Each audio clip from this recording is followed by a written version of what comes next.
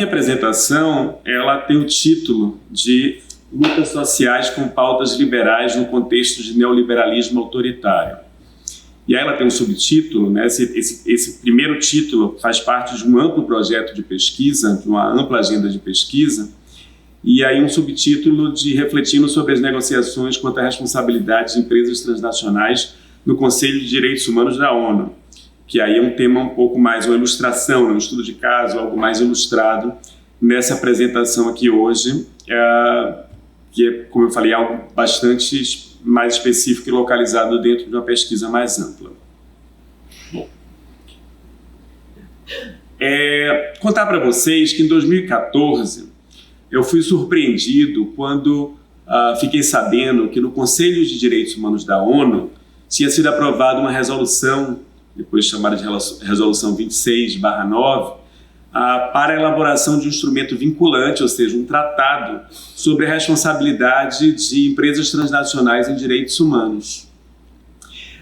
Eu fui surpreendido porque a minha tese de doutorado que eu tinha defendido em 2010 elaborava no sentido de uma virada neoliberal da ONU, né? Ou seja, o Pacto Global, os princípios orientadores ligados à questão de empresas transnacionais, os objetivos de desenvolvimento do milênio, né?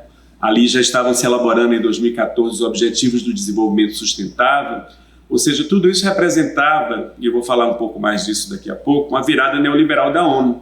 E de repente, que coisa estranha, né?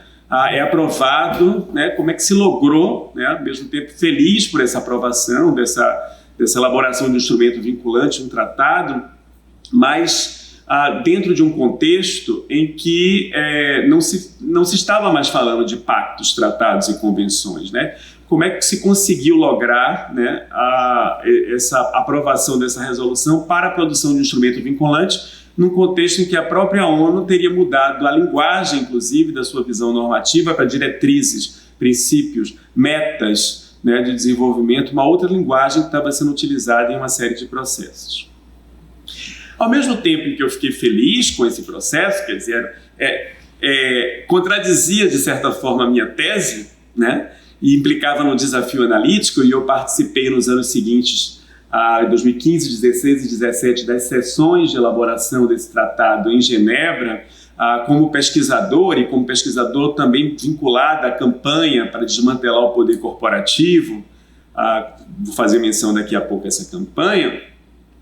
Mas, ao mesmo tempo, eu me colocava dizendo, bom, então, como é que a gente... Isso, na verdade, é um processo histórico que eu vivo, tanto como acadêmico, quanto quando estive participando de ONGs, de redes de ONGs, né? Aí como atuando nesse processo aí, né? Que eu poderia dizer um ativista ou um executivo de ONGs, aí a gente poderia ter vários debates sobre isso. Mas dessas contradições, porque ao mesmo tempo, diante dessa onda da globalização neoliberal, do poder dessas empresas transnacionais, essa contradição, e eu venho, minha graduação e meu mestrado são em Direito, né, doutorado, que foi em Relações Internacionais, mas uma preocupação que eu já tinha,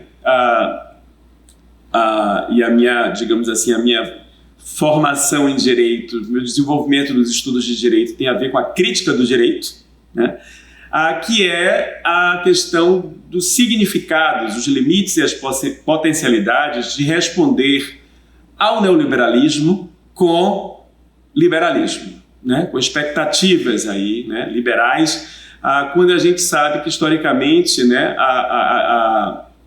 as esquerdas faziam uma crítica do Estado, do judiciário, da linguagem jurídica, né? Então, eu atuei, quando fui secretário executivo de uma rede de ONGs, de 2002 a 2005, eu me lembro que eu fazia parte do Conselho Internacional do Fórum Social Mundial, representando essa rede, né, essa plataforma interamericana de direitos humanos, democracia e desenvolvimento, tinha um assento no Fórum Social Mundial, e a parte de direitos humanos, que acabou, como algumas edições foram aqui em Porto Alegre, no Brasil, eu estava à frente, né, e dizia, não, já que vocês estão no Brasil, o mandato dessa plataforma durante 3 anos esteve no Rio de Janeiro, vocês cuidam da parte de direitos humanos. E era claro, nos outros setores do Fórum Social Mundial, um certo mal-estar com o setor, a área de direitos humanos, né, como se fosse algo assim mais digamos assim, light, né? Uma palavra engraçada, fofo, né? Algo assim que não era a pauta econômica, não era o tema da dívida, não eram os temas duros econômicos que tinham que ser enfrentados com relação ao neoliberalismo, né? Só que diante, e aí esse é um dos problemas principais aí da pesquisa, é que diante dessa onda de um neoliberalismo e de sua faceta mais recentemente autoritária, né, e diante dessa onda que a gente vive associada a isso, né, conservadora, né, o quanto, e esse é o problema, o quanto a esquerda se agarrou ao que criticava, né? Ou seja, a gente vê, por exemplo, a defesa do Supremo Tribunal Federal, né, do Judiciário, ou seja, como é que a gente foi cair nessa armadilha? Um pouco isso, né, e ao mesmo tempo, se a resposta, que é o problema grande da pesquisa, eu não vou nem... ainda está, né, estou estudando, digamos assim, mas como é que fica essa resposta ao neoliberalismo com o liberalismo? Então, desafios analíticos, filosóficos, políticos e estratégicos aí relacionados, um tema que sempre me interessou, a questão da estratégia das lutas sociais, e aí a gente vai estar conversando. Opa, acho que eu fiz alguma coisa. Bom, então, essa é uma agenda de pesquisa, como eu falava, mais ampla, que envolve produzir um referencial crítico e reflexivo sobre as potencialidades e limitações de lutas sociais centradas em reivindicações jurídico-institucionais, sobretudo em direitos humanos, num contexto de neoliberalismo autoritário. A análise que articula a filosofia política, a sociologia do direito e teoria internacional para compreender as contradições enfrentadas por lutas sociais com pautas liberais no atual estágio do neoliberalismo global, né? Uma crítica aí ao clamor por uma repactuação liberal diante da faceta fundamentalista deste mesmo liberalismo. E aí a ideia da pesquisa, né, nas próximas etapas, é oferecer um marco de interpretação dos direitos humanos no limite do possível, ou seja, dos fatores contextuais que levaram parte das lutas sociais a priorizarem a defesa dos direitos humanos e das instituições, e de como algumas lutas têm operado ou podem operar diante das contradições e ampliarem o escopo formal e substantivo de suas ações, para além de responder ao neoliberalismo com o liberalismo. Aí um pouco, né, trazendo um pouco essa visão do neoliberalismo, né, e acho que Camila já fez uma apresentação excelente, resgatando vários elementos, mas aí a ideia é um pouco a gente pensar como é que o neoliberalismo operou uma erosão de elementos básicos da democracia liberal, a qual permitiu um mínimo de separação entre as dimensões político-institucionais e a economia. De tal modo, o neoliberalismo submeteu a política ao cálculo e à competitividade econômica, o domínio da técnica e do ranqueamento, aí citando Brown, o Andy Brown, né? O imediato contexto do pós-Guerra Fria representou o cenário ideal para a produção de um certo consenso em torno da inevitabilidade da globalização e da pertinência de políticas neoliberais. Contudo, a crise financeira de 2008 impactou tal cenário, contribuindo para a nova fase de neoliberalismo com caráter mais autoritário, né, como mencionam alguns autores. Uma fase que remetia menos a tal do consenso, aí, né, citando a visão de consenso gramsciana aí da década de 90 e parte de 2000, mas remetendo mais na última década a um processo muito associado à década de 80, né, com Thatcher e Pinochet, e menos a implementação do Conselho de Washington entre 90 e a década de 2000. Eu tenho trabalhado com essa discussão do neoliberalismo associado ao impacto no normativo, e é um impacto muito claro no normativo internacional, né? No direito internacional, na construção, na Organização das Nações Unidas e outras organizações internacionais, uma linguagem que passou a ser utilizada, né, de pactos, tratados, convenções, né, portanto com caráter mais vinculante, para uma linguagem de diretrizes, de princípios, de objetivos ou metas, de rankings, né, como houve um desvio, uma mudança, né, para esse tipo de linguagem, e como esse tipo de linguagem envolve um caráter programático, pragmático, flexível, quase sempre voluntário e de automonitoramento. Então, esse novo formato, digamos assim, ao mesmo tempo gerou um impacto num esvaziamento de alternativas, numa despolitização, na possibilidade de que as lutas sociais pudessem encontrar, né, outros tipos de elementos mais vinculantes em suas reivindicações, né? A gente sabe que isso tem desdobramentos também no âmbito nacional, mas aí eu venho trabalhando mais isso nos processos, e não só eu, mas, né, caso a Camila, como ela falou também, eu e meus orientandos, né, como é que a gente vem trabalhando, né, em uma série de, ou seja, alguns trabalhando a questão da apropriação de terras, de land grabbing, a questão de alimentação e agricultura, a questão de saúde, né, tá aqui o Renan, né, alguns outros que fazem parte do grupo de pesquisa, e a gente vendo isso em diferentes frentes, não só nas organizações mais de caráter político, como a própria Organização das Nações Unidas e suas agências, né, a Organização Mundial de Saúde, a Unesco, a Unicef, etc., etc., mas também nas de caráter mais econômico, as de Bretton Woods, né? As instituições de Bretton Woods, Banco Mundial, Fundo Monetário Internacional, como o uso dessa linguagem de diretrizes, né? De rankings, né? Tem sido cada vez mais utilizado. E aí, o questionamento está justamente numa resposta centrada em pautas liberais, né? O fato de que as lutas sociais no momento estão mais na defensiva, mas ao mesmo tempo, como eu fiz referência no começo, existe um histórico de crítica do liberalismo como legitimação sistêmica associada aos interesses de acumulação do capital.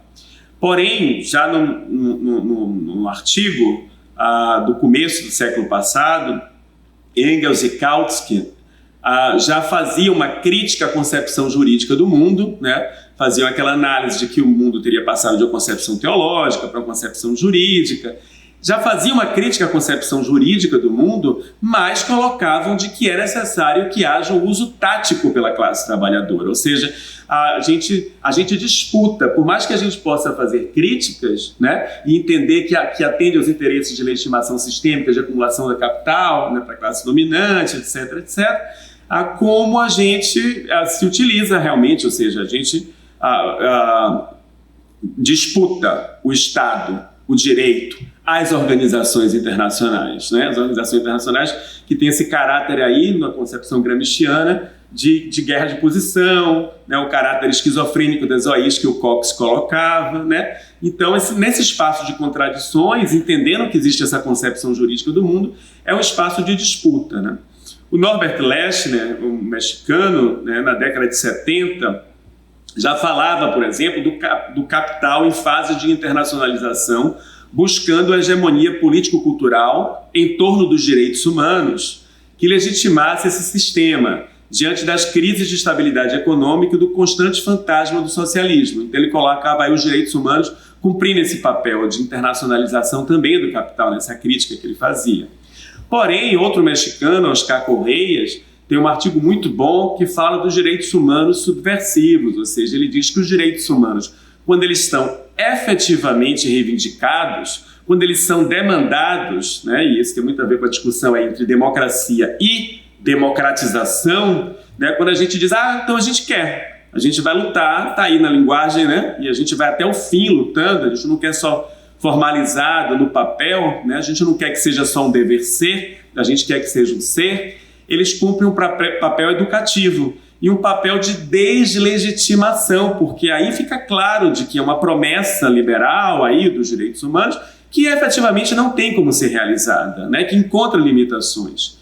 E aí, claro, que é um dos argumentos do Oscar Correias bom, e a violência contra os defensores de direitos humanos? Né? Se é assim, por que existe tanta violência contra defensores de direitos humanos? Né? Então, ao mesmo tempo, né, que cumpre um papel de legitimação, também, né, pode, se ele é demandado concretamente, se você vai até as últimas consequências, né, ele também cumpre um papel de deslegitimação e um papel educativo que fica claro, né, nessa questão que a gente estava colocando da violência. Bom, aí eu vou pular um pouco, talvez por uma questão de tempo, essa etapa um pouco maior de discutir o histórico da agenda de empresas e direitos humanos na ONU, rapidamente fazer menção que houve uma tentativa ligada à nova ordem econômica internacional, mas aí, ou seja, antes de 90, a gente está falando aí da reivindicação, Lula estava agora no encontro do G77 em Cuba, mas esse grupo dos 77, dos não alinhados, vem aí da década de 60, inclusive uma das lideranças principais era o Salvador Allende, né? Os indianos e o Chile de Allende, né? Nesse grupo de 77, e dentro dessa demanda, dessa nova ordem econômica internacional na ONU, e aí fazendo um parêntese, né? Eu gosto às vezes de falar em sala de aula de que a gente trata do internacional como se o internacional já existisse há muito tempo, quando grande parte do mundo, quando foi criada a ONU, era colônia, né? E justamente no momento em que acontece o processo de descolonização maior, 50, 60, 70, a gente tem um surgimento, o começo da implementação dessas políticas neoliberais e de uma internacionalização do capital, em que o novo deixa de se ter uma dominação metrópole-colônia, vamos dizer assim, né? Um processo de colonização mais formal, e se passa a ter uma nova etapa, quase como se a gente não tivesse tido tempo de ter o internacional. No momento que o internacional, que também, de certa forma, envolve uma certa visão liberal das relações internacionais, no momento em que a gente diz, bom, agora a gente vai ter o internacional, a gente cai no global, né? Nessa dimensão, não, peraí, internacional não, né? Vamos, então, é uma chave um pouco para a gente pensar, porque esses estados em desenvolvimento, os chamados em desenvolvimento, os estados, né, pós-colonização, eles entram na ONU com uma agenda que dizia, nossa questão não é muito essa questão aí de paz e segurança, não, isso é uma coisa aí de vocês europeus que vivem brigando, né? A gente quer desenvolvimento, porque a gente era colônia desses europeus e a gente quer uma agenda na ONU econômica de desenvolvimento, de fortalecimento dessas economias depois do processo de colonização. Então, esse contexto da nova ordem econômica internacional provoca o mundo dizendo, bom, vamos discutir não paz e segurança, mas desenvolvimento, né? E aí a demanda qual era? Códigos de conduta. Começou a se construir, foram criados aí, vinculados a um CITAD, uma comissão e um comitê mais técnico para discutir códigos de conduta para as transnacionais. Aí com a crise da década de 70, endividamento da década de 80, isso foi, digamos assim, deixado de lado. Houve a tentativa de um rascunho de normas numa subcomissão de direitos humanos da ONU entre 98 e 2003, que depois foi rechaçado. Mas a gente tem aí o Pacto Global de 2000, com as diretrizes que vinculavam a ONU, as empresas, a tentativa de blue washing das empresas na bandeira da ONU, né, lavar sua imagem na bandeira da ONU com o Pacto Global, mas também da ONU de conseguir se legitimar diante dessas forças, dessa globalização, essas empresas com o próprio Estados Unidos, né, e também no ano 2000 os Objetivos de Desenvolvimento do Milênio. John Ruggie, que é um autor que muitos de nós conhecemos de relações internacionais, ele foi a pessoa que elaborou para Kofi Annan as bases do Pacto Global. Ele era chefe estratégico de Kofi Annan, intelectual orgânico, e que esteve lá na elaboração do Pacto Global, e depois ele foi, de 2005 a 2011, o representante especial do secretário-geral da ONU para empresas e direitos humanos, e elaborou, portanto, os princípios orientadores. Se o Pacto Global era bastante criticado por uma série de organizações e movimentos sociais, os princípios também eram por dar um caráter secundário à responsabilidade das empresas e por ter esse tratamento como princípios, né? Como eu falava, diretrizes, princípios, né? Esse caráter light, vamos dizer assim. E aí veio essa resolução 26/9, né, de construir um tratado, então, fora da análise que eu estou trazendo aqui, que eu estive trazendo na tese, e depois os Objetivos de Desenvolvimento Sustentável. E os Objetivos de Desenvolvimento Sustentável, em 2015, já aprofundam essa visão do papel da empresa transnacional, né, ou seja, da captura corporativa da agenda social de desenvolvimento e de direitos humanos, parceria público-privada, que depois é aprofundada por uma ideia não só da parceria público-privada na execução de políticas públicas internacionais, nacionais, locais, mas pelo enfoque multi-stakeholder, né? Essa ideia, né, dessa governança multi-stakeholder, em que esses atores, né, não seriam só atores para ajudar na execução mais eficiente, digamos assim, né, a partir da parceria público-privada, mas também na elaboração do que deve ser feito em termos de política, né? Então, o caráter aí, que sai de um caráter só, digamos assim, policy, para um caráter mais do politics mesmo, como ator pensante dos rumos do mundo.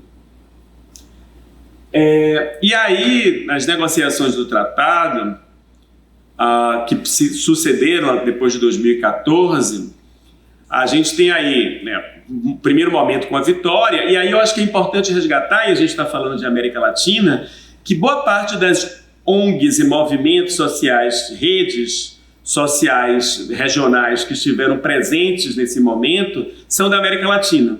Então, se a gente vê no site da Stop Corporate Impunity, da campanha, né, que tem um dos principais atores do Transnational Institute, mas também a Via Campesina, né, também Amigos da Terra, várias organizações, movimentos, né, do caráter mais internacional, mas também tem muitas redes regionais e muitas organizações locais. E uma grande parte é realmente da América Latina. Tá?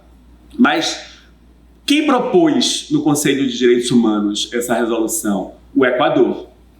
O Equador que propôs. E por que o Equador propôs? Porque tinha sido impactado pelo caso da Chevron, né? De uma empresa transnacional que cometeu uma série de violações, foi condenada pelo judiciário do Equador e no momento da condenação, o que é que ela faz para não ter que pagar as indenizações? Ela sai do país. Então o problema que se apresentava e que gerou, né, essa resolução é a empresa transnacional. Né? Tanto que na primeira sessão, logo após a aprovação da resolução, os europeus queriam subordinar o debate desse instrumento vinculante, desse tratado, no Conselho de Direitos Humanos, sobre responsabilidade de empresas transnacionais de direitos humanos, queriam subordinar, aos princípios orientadores, que a base fosse os princípios orientadores, que era um marco que parte dos estados e, sobretudo, as organizações sociais ali participantes, né, entendiam que não servia como base, né, mas a ideia era subordinar os princípios orientadores, e a demanda dos europeus era, não deve ser só empresas transnacionais, devem ser todas as empresas. Isso gerava um problema, porque as empresas no âmbito nacional, elas já têm, né, elas, digamos assim, já estariam, digamos assim, subordinadas, elas estão dentro daquele estado, elas não estão atuando transnacionalmente, né? O problema é essa empresa que opera transnacionalmente e um pouco a ideia de que, se aprovado para todas as empresas, serviria até para as transnacionais, né, a perseguirem as empresas mais locais, nacionais, na prática de destruir a empresa, né, de buscar um monopólio, etc., porque teriam mais condições, digamos assim, de destruir as empresas mais nacionais para conseguir, inclusive, a entrada de uma série de estados. Então, o choque com os europeus na primeira sessão se deu diante dessa questão dos princípios orientadores e da ideia de todas as empresas. E esse debate de 2015 permanece até hoje. Seguem as rodadas anuais de negociação e os europeus, os Estados Unidos, os estados mais centrais e até alguns estados que votaram pela aprovação da resolução, no momento da aprovação da resolução, estavam no Conselho de Direitos Humanos e votaram a favor: Rússia, Índia, China e África do Sul. O Brasil, que era o Brasil de Dilma, mas continuava sendo o Brasil da Vale, se absteve. A Argentina também se absteve, né? Tem algumas nuances aí que a gente poderia debater, tá? Mas, então, uma expectativa de responsabilização por parte de organizações e, ao mesmo tempo, alguns estados com defesa de um instrumento flexível. Há uma ideia de responsabilidade direta das empresas ou, né, a ideia que permanece sendo, né, de transferência de responsabilidade para os estados e o desafio de pensar até que ponto esses estados controlam. E no momento, né, atual, né, a gente está agora no 8º período de sessões na ONU com relação a essa discussão do tratado, muito longe da expectativa de uma série de organizações de se ter um tribunal internacional que pudesse julgar essas empresas transnacionais por essas violações dos direitos humanos.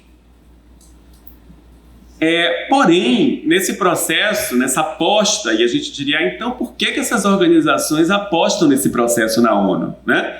E aí a gente tem o processo na ONU, que é um pouco que eu estava resgatando antes, como tática de luta para outras conquistas. Enquanto se está debatendo, né, no Conselho de Direitos Humanos esse instrumento vinculante, a gente tem essas negociações do tratado na ONU contribuindo para legitimar as lutas sociais locais e nacionais contra a impunidade das empresas transnacionais, né? Que ao mesmo tempo você diz, assim como tem uma captura corporativa da ONU, das empresas, né? Ao mesmo tempo, se é um espaço de disputa, você tem também, né, organizações sociais, né, as lutas sociais dizendo, olha, está sendo discutido isso. Empresas transnacionais violam direitos humanos, tanto que a ONU está discutindo isso, né? Então, uma possibilidade de se utilizar dessa linguagem, né, sendo legitimado por um processo de negociação.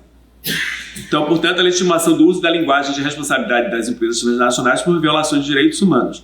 Enquanto isso, também construção de marcos normativos no âmbito nacional, né? Então, tem dois exemplos sobre devida diligência na Alemanha e na França. No Brasil, existe um projeto de lei sobre um marco normativo que está sendo discutido, né, no Congresso sobre empresas e direitos humanos, ou seja, se empodera também, dentro de cada um dos estados, algumas lutas também específicas do ponto de vista de um marco normativo no âmbito de cada um desses estados.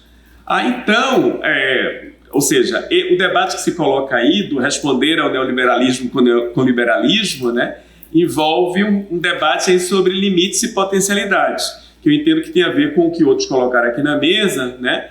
Aí também um debate que está aí presente, que é o quanto a democracia, como a democracia lida com a democratização, né? Ou impõe limites à democratização. Ou essa democratização, dependendo de como seja feita, é algo, né, se for pela extrema-direita, que a gente diga, bom, mas e pode, né?